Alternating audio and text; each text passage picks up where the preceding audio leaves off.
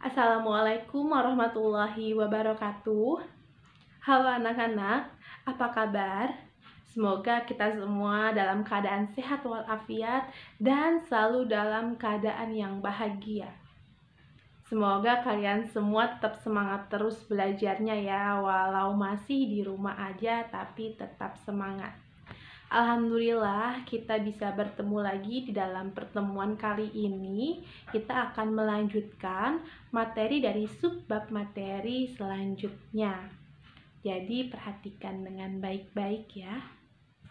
Hari ini kita akan belajar tentang peran sosiologi, fungsi sosiologi, dan gejala sosial.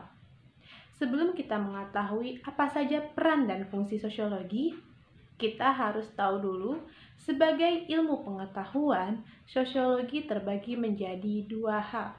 Yang pertama, sosiologi sebagai ilmu murni atau pure science, dan sosiologi sebagai ilmu terapan atau applied science. Sosiologi sebagai ilmu murni bertujuan mendalami teori untuk memajukan khasanah ilmu sosiologi tersebut. Contohnya, seorang peneliti menguji kebenaran teori dari Karl Marx. Nah, pengujian teori Karl Marx ini bertujuan untuk ilmu sosiologi ini lebih upgrade atau lebih up to date dengan perkembangan masyarakat, sehingga ilmu sosiologi ini sesuai dengan pertumbuhan dan gerakan masyarakat itu sendiri. Sedangkan sosiologi sebagai ilmu terapan ini digunakan untuk memecahkan masalah-masalah yang terjadi di dalam masyarakat. Contohnya, dilakukan sebuah penelitian mengenai dampak gejala sosial dalam masyarakat. Nah, berarti sosiologi ini digunakan agar kita tahu apa pengaruh dari dampak gejala sosial dan bagaimana pemecahan jika terjadi gejala sosial yang dianggap tidak baik dalam masyarakat. Dari kedua sosiologi sebagai ilmu pengetahuan ini, kita dapat mengetahui apa fungsi dan peran ilmu sosiologi dalam masyarakat. Yang pertama, fungsi ilmu sosiologi. Fungsi sosiologi itu sebagai pembangunan dan sebagai penelitian. Dalam ilmu sosiologi, kita bisa melihat untuk pembangunan ini kita bisa melihat sosiologi memberikan data yang diperlukan pada tahap perencanaan, pelaksanaan, maupun evaluasi dari suatu pembangunan. Nah, di sini sosiologi membantu masyarakat untuk dapat memberikan data yang dibutuhkan dalam pembangunan sosial. Selanjutnya, sosiologi berfungsi sebagai penelitian atau untuk penelitian. Nah, penelitian ini biasa kita sebut dengan observasi. Dari observasi ini kita akan menemukan data-data dan fakta-fakta yang bermanfaat dalam suatu perencanaan dan penyelesaian masalah sosial yang dianggap baik. Jadi berbeda ya, kalau pembangunan lebih konsen terhadap tahap perencanaan, pelaksanaan, dan evaluasi atau penilaian pembangunan itu sendiri. Sedangkan kalau penelitian, ini lebih mencari tahu apa yang benar-benar terjadi, bagaimana hal tersebut bisa terjadi, dan bagaimana cara penyelesaiannya. Sampai sini sudah cukup paham? Selanjutnya, sosiologi juga memiliki peran, yaitu sosiologi memiliki peran sebagai konsultasi kebijakan. Lalu sosiolog juga sebagai ahli riset, sebagai praktisi, bahkan menjadi guru atau pendidik. Kita akan membahas satu persatu. Sosiolog sebagai ahli riset maksudnya adalah fokus pada pengumpulan dan penggunaan data dalam melakukan riset ilmiah. Ini fungsinya adalah berarti sebagai penelitian. Tujuannya yaitu mencari data kehidupan sosial masyarakat dan diolah sebagai karya ilmiah yang berguna bagi pemecahan masalah-masalah di masyarakat. Nah, sebagai ahli riset, seorang sosiolog dapat memberi informasi dari hasil kajian tentang gejala sosial yang timbul di masyarakat secara objektif dan rasional. Objektif berarti tidak ada perasaan yang dimiliki peneliti dituangkan di dalam riset tersebut. Jadi benar-benar netral, benar-benar objektif. Rasional berarti masuk akal. Nah, di sini sosiolog berperan sebagai ahli riset atau peneliti. Selanjutnya, sosiolog sebagai konsultan kebijakan, hasil riset dan kajian sosiologi membantu memperkirakan pengaruh kebijakan sosial yang mungkin terjadi. Nah, dari hasil-hasil penelitian, sosiolog dapat memprediksi apa yang akan terjadi, dampak apa yang akan timbul, dan bagaimana cara-cara mengatasinya. Nah, kebijakan diambil dengan harapan menghasilkan pengaruh atau dampak yang diinginkan. Jadi ketika ada sebuah perencanaan sosial atau kebijakan sosial, nah sosiolog ini membantu untuk menjadi konsultan. Apakah kebijakan tersebut akan sesuai? Apakah yang akan terjadi ketika kebijakan tersebut diaplikasikan dalam masyarakat? Nah, sosiolog memiliki peran sebagai konsultan kebijakan. Selanjutnya, sosiolog sebagai praktisi. Selain sebagai ahli riset dan konsultan kebijakan, sosiolog dapat terlibat dalam kegiatan perencanaan dan pelaksanaan kegiatan masyarakat. Jadi bukan cuma meneliti dan konsultan, tetapi sosiolog juga dapat ikut andil untuk membuat perencanaan, bahkan sampai melakukan pelaksanaan kegiatan masyarakat. Dengan memberi saran-saran baik dalam penyelesaian berbagai masalah hubungan masyarakat, masalah moral, ini juga bisa dilakukan oleh seorang praktisi. Nah, selain itu, sosiolog bekerja sebagai ilmuwan terapan atau applied scientist. Itu adalah peran sosiolog sebagai praktisi.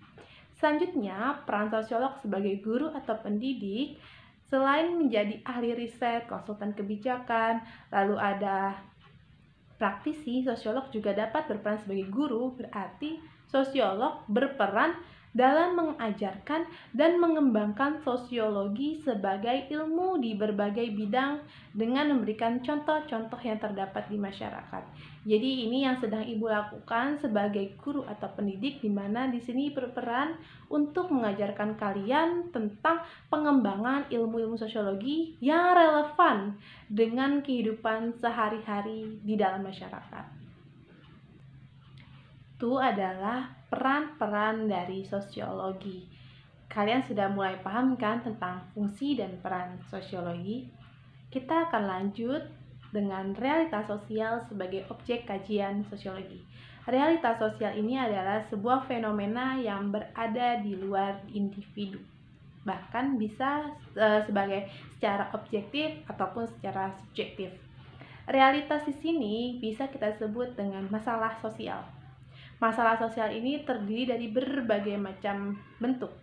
Yang pertama ada masalah sosial kemiskinan, kejahatan, disorganisasi keluarga, peperangan, masalah generasi muda, dan pelanggaran norma sosial. Realitas-realitas ini adalah objek dari kajian sosiologi. Sosiologi mencoba untuk mengkaji tentang masalah-masalah yang timbul di dalam masyarakat. Selanjutnya, ada kehidupan sosial sebagai objektivitas. Nah, kalau yang ini adalah bagaimana sosiologi mengkaji tentang kehidupan sosial yang ada dalam masyarakat. Selain realitas yang tadi, sosiologi juga menjadikan objektivitas, yaitu kemajuan masyarakat dan kesenjangan sosial yang terdapat di kehidupan sosial. Kemajuan masyarakat itu terdiri dari keberagaman budaya, keberagaman agama. Sedangkan kesenjangan sosial adalah perbedaan antara kelompok ekonomi atas dan kelompok ekonomi bawah. Nah, kemajemukan masyarakat dan kesenjangan sosial ini juga sebagai objek kajian dari ilmu sosiologi. Realitas dan objektivitas tadi adalah salah satu bentuk dari gejala sosial. Bisa kalian perhatikan di slide ini, apa perbedaan dari dua gambar ini? Ada yang tahu? Dua gambar ini menunjukkan dua fenomena yang berbeda. Jika yang di atas adalah gambar gunung meletus, itu adalah fenomena alam atau gejala alam. Sedangkan gambar yang di bawah adalah fenomena sosial atau gejala sosial. Gunung meletus itu bukan kajian ilmu sosiologi. Tetapi kalau yang bawah, kemacetan, pendudukan yang masif, itu adalah kajian dari ilmu sosiologi. Tetapi dampak dari gunung meletus terhadap masyarakat itu juga bisa menjadi objek kajian ilmu sosiologi. Tetapi kalau gunung meletusnya itu bukan objek kajian ilmu sosiologi. Gejala sosial adalah peristiwa-peristiwa yang terjadi di antara dan oleh manusia, baik secara individu maupun secara kelompok. Nah, gejala sosial ini adalah bagian dari realitas sosial dalam masyarakat. Gejala sosial memiliki beberapa karakteristik. Setidaknya ada 8 karakteristik yang dimiliki oleh gejala sosial. Yang pertama itu kompleks, beraneka ragam, tidak bersifat universal, bersifat dinamis, tidak mudah dimengerti, kurang objektif, bersifat kualitatif, dan yang terakhir adalah sulit diprediksi. Kompleks maksudnya adalah terbentuk adanya hubungan sosial antar individu. Karena hubungan sosial antar individu ini akan berbeda-beda, tentunya pola hubungannya akan semakin kompleks sehingga terjadi gejala sosial. Yang kedua, beraneka ragam. Artinya, gejala sosial dapat terjadi di bidang ekonomi, bidang politik, agama, budaya, hukum, dan sebagainya. Tidak bersifat universal, artinya kondisi budaya dan nilai norma yang terjadi di satu masyarakat itu berbeda dengan masyarakat yang lainnya. Sehingga gejala sosial yang terjadi di masyarakat itu pasti berbeda-beda. Tidak sama dalam satu dunia, itu tidak mungkin sama, pasti berbeda-beda. Gejala sosial yang terjadi di Jakarta berbeda dengan gejala sosial yang terjadi di Surabaya, berbeda dengan yang terjadi di Padang. Nah, itu karena setiap masyarakat memiliki situasi dan kondisi serta nilai dan norma yang berbeda. Selanjutnya, bersifat dinamis, artinya gejala sosial akan terus mengalami perubahan. Gejala sosial itu akan terjadi bermacam-macam bentuknya. Tidak hanya itu terus yang terjadi, tetapi akan berubah seiring dengan waktunya. Selanjutnya, tidak mudah dimengerti. Karena sifatnya kompleks dan dinamis, makanya gejala sosial ini tidak mudah dipahami. Kalau gejala alam, kita bisa memprediksikan kapan gunung meletus, kapan terjadi hujan, tapi kalau gejala sosial, kita tidak bisa memprediksi. Selanjutnya, kurang objektif karena bersifat abstrak. Jadi, antar individu satu dengan individu yang lainnya akan memandang dan memaknai dengan berbeda, sehingga gejala sosial itu dinilai kurang objektif. Selanjutnya, bersifat kualitatif atau gejala sosial ini tidak dapat diukur dan dihitung seperti gejala alam. Karena sifatnya yang abstrak, dia harus bersifat kualitatif. Selanjutnya, sulit diprediksi. Karena sifatnya kompleks, dinamis, tidak mudah dimengerti, maka kita akan sulit memprediksi kapan gejala sosial itu terjadi, kapan gejala sosial itu akan selesai. Itu tidak akan mudah diprediksi. Gejala sosial itu ada beberapa macam. Ini adalah jenis gejala sosial menurut Piritim A. Sorokin. Yang pertama ada gejala sosial religius, gejala sosial ekonomi, gejala sosial politik, dan gejala sosial hukum. Ini adalah contoh dari gejala sosial religius, di mana gejala ini berhubungan dengan spiritual masyarakat atau kepercayaan yang dimiliki oleh suatu kelompok masyarakat. Di sini ada gejala sosial agama Hindu, agama Kristen, Islam, dan Konghucu. Selanjutnya adalah gejala sosial ekonomi. Ini adalah gejala sosial yang terjadi di bidang ekonomi.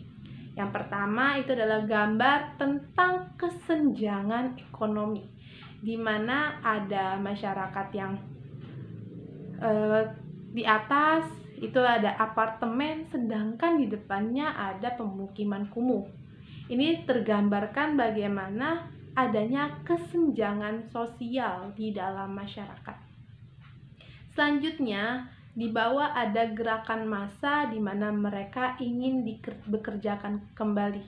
Nah, ini menunjukkan adanya pengangguran di dalam suatu masyarakat. Pengangguran itu adalah salah satu contoh gejala sosial di bidang ekonomi. Selanjutnya ada gambar di sini anak-anak yang seperti busung kelapar. Nah, ini juga merupakan contoh gejala sosial ekonomi di dalam suatu masyarakat. Selanjutnya adalah gejala sosial di bidang politik yang berkaitan dengan kedudukan dan kekuasaan.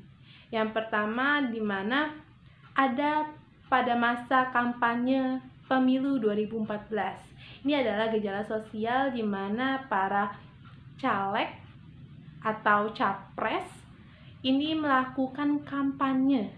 Nah, ini adalah gejala sosial di bidang politik. Tapi di bawah itu adalah gerakan sosial di mana mereka ingin adanya perubahan kebijakan di RUU. Nah, mereka ingin pengesahan RUU PKS. Nah, ini adalah gejala politik di mana kelompok masyarakat menyuarakan pendapatnya untuk perubahan politik atau perubahan dalam suatu bidang politik. Selanjutnya, ada gejala sosial hukum. Gejala ini adalah di mana ada fenomena di dalam masyarakat yang melanggar tata peraturan atau hukum. Yang pertama ada gambar di mana sekelompok orang sedang ngebut-ngebutan di jalan raya tidak menggunakan helm. Nah, ini jelas sangat melanggar nilai dan norma, bahkan melanggar norma hukum, yaitu tata tertib peraturan lalu lintas. Yang kedua adalah gambar sekelompok pelajar yang sedang bolos, seperti sedang bolos dan sedang merokok di toilet sekolah. Ini adalah pelanggaran yang terjadi di lembaga pendidikan sekolah. Ini adalah gejala sosial hukum. Selanjutnya, gejala sosial memiliki tingkatannya. Ini menurut Norman Blakey, dia membedakan gejala sosial menjadi 3, yaitu gejala sosial mikro yang terjadi pada individu-individu dalam kehidupan sehari-hari. Jadi, gejala sosial itu skalanya masih kecil. Sedangkan gejala sosial meso yaitu terjadi pada organisasi masyarakat, massa, dan gerakan sosial. Nah, ini sudah mulai lebih besar karena berkaitan dengan hubungan kelompok antar kelompok dalam masyarakat. Selanjutnya ada gejala sosial makro, ini yang lebih besar karena terjadi pada lembaga multinasional seperti perusahaan transnasional, organisasi internasional. Nah, contohnya seperti PBB, Perserikatan Bangsa-Bangsa. Nah, ini adalah gejala sosial menurut Norman Blakey. Materi kita hari ini cukup sampai di sini dulu. Semoga pelajaran hari ini dapat dipahami dengan baik dan dapat diaplikasikan memberikan manfaat di dalam kehidupan kita sehari-hari di dalam masyarakat khususnya. Nah, jangan lupa untuk absen di Google Classroom kalian dan berikan feedback kalian agar ibu tahu kalian sudah paham atau belum tentang materi kita hari ini. Jika ada pertanyaan atau sesuatu yang dirasa masih ganjal, silahkan dipertanyakan di Google Classroom kalian. Insya Allah Ibu akan menjawab di sana. Sekian dari Ibu, kurang lebihnya Ibu mohon maaf. Assalamualaikum warahmatullahi wabarakatuh.